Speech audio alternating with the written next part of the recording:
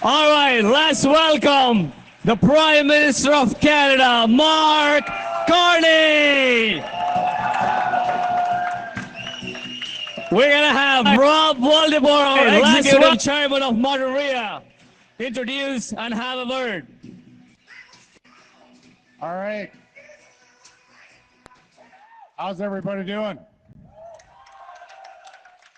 I want to thank all the people from Martinrea Allfield and all the other people from the other parts of Martinrea here for putting on a good show again. We are the host of all kinds of prime ministers, as you can tell, and it's really great that we have. Well, we had one 2 months ago, the former one, and I think we put up a really good show. What you see here is effectively, you know, the broad swath of people that we have here. We have a tremendous diversity in this plant. I'm of the view that a company's not a great company because of its diversity. It has diversity because of a great company. And I think that's true of our country as well. And I think we can all be proud. You see Canada here.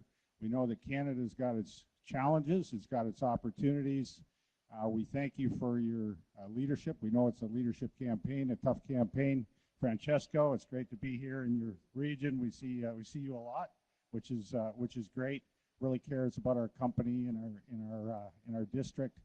These are interesting times, challenging times, but for the people around here, we have one of our principles. You know, challenges make us better. And this plant has been, since 2001 when we started, it has grown. It has seen many challenges in 2008 and 9. It's seen a COVID challenge. This was a plant that was heavily involved in making level 3 masks for people around the world, and also ventilator stands. This was tremendous. And so the spirit of Martinrea represents the spirit of Canada. We know you know that, and why don't I turn it over to you to say a few words? And thank you so much for coming. Thank you. Thank you very much, Rob. Thank you, Martinrea. It is a thrill for Francesco and I to be here.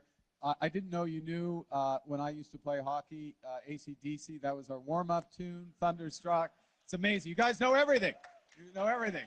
Yeah, it sort of dates us, doesn't it, a bit, Rob? But hey, that was big when we were young. Look, I'm thrilled to be here and just to spend a few moments with this amazing company. Who you are, what you represent, as you just said, the diversity of Canada, but also the future of Canada. And I just want to say a couple of words about the situation we're in with the situation with the trade war, so to speak, with the United States and what it means. And it just goes back to what was just said, the opportunity that's created by tough times. I know the story, but it's great to be here about how you repurposed this factory and these people when we were all hit with COVID, and how you serve the world, and it's a remarkable story. Now, on one level, what's going on with the tariffs, and we got, as you know, the auto tariffs this week from the United States, that's tough. That's tough. But this is an enormous opportunity for this company, for this country, and I think ultimately for America. And I just want to say a few words about what our strategy is right now and how that fits in. We're doing 3 things. We're going to fight, we're going to protect, and we're going to build. And all of them are important. Now, yeah. So that fight, the fight started with getting respect from the United States. Canada is a sovereign country. It doesn't matter who's in this role. There's only one title for the person who's in the role, my predecessor, myself. Whoever comes after me, it's Prime Minister. It's not the thing that begins with G, but it's that we're a sovereign country. Now, we have that respect from the President. That's the first step.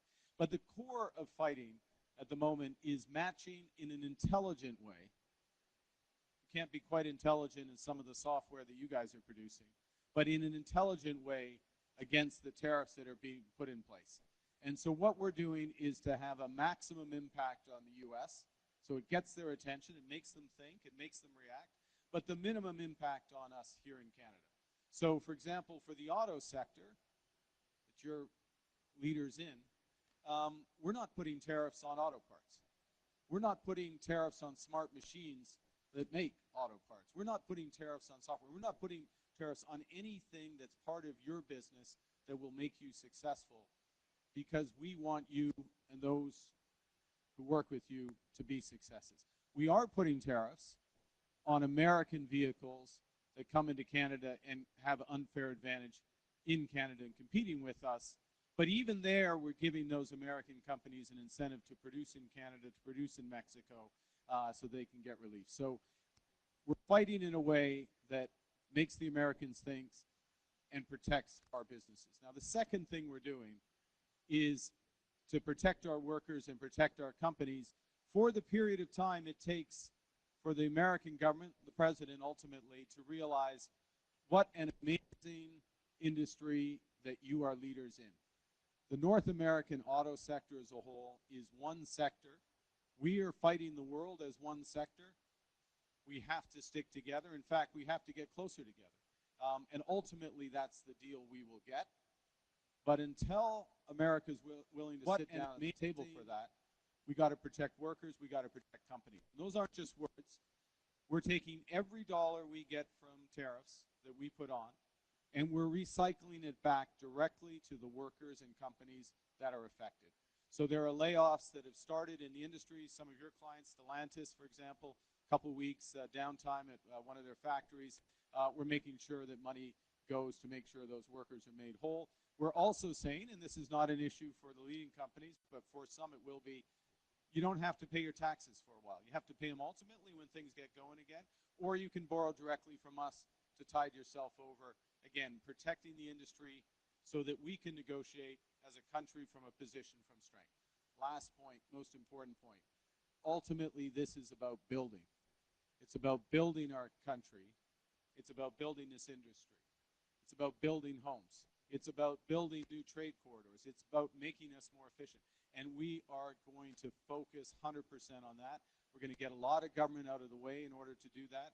Any dollar we put in place, it's going to catalyze the industry. So we announced last week, don't worry, I'm winding up. I'm not going to go on longer than Thunderstruck. But last week we announced $2 billion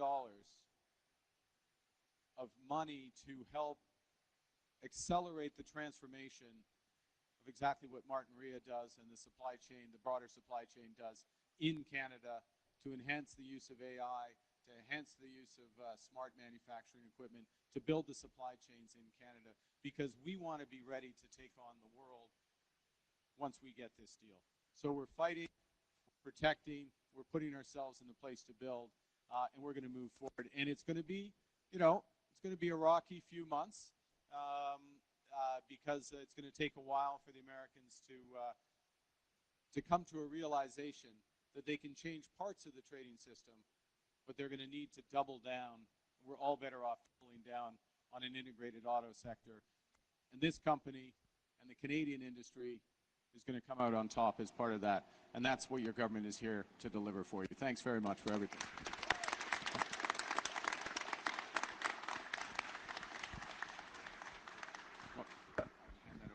Thank you. We're going to have a group photo. Let's walk this way.